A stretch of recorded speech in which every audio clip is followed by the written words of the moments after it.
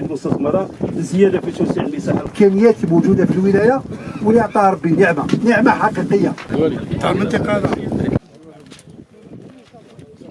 يا بسم الله.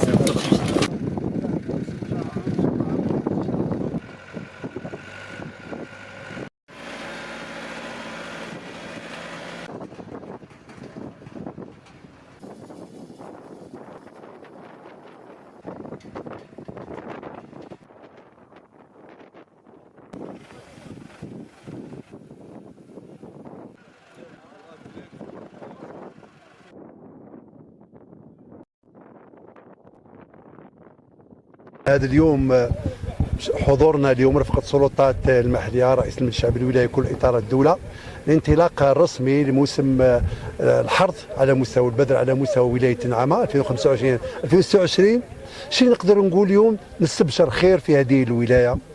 لليوم ولاية نعامة نقدر نقول بكل موضوعية كما اليوم قطعت أشواط كبيرة. ولاية نعامة ليست تلك الولاية التي كان يطلق عليها ولاية رعوية وتستعمل الوسائل البدائية. ولاية اليوم راهي متطورة جدا.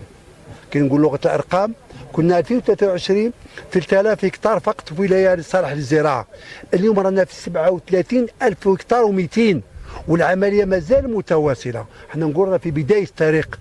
الولاية كانت تقتصر فقط على الرعي وبعض الفلاحة البدائية، اليوم أصبحت ولاية يضرب بها المثل بامتياز، وذلك في إطار اليوم توجيهات السيد رئيس الجمهورية ونتكلم على الأمن الغذائي ونتكلم على الاكتفاء الذاتي.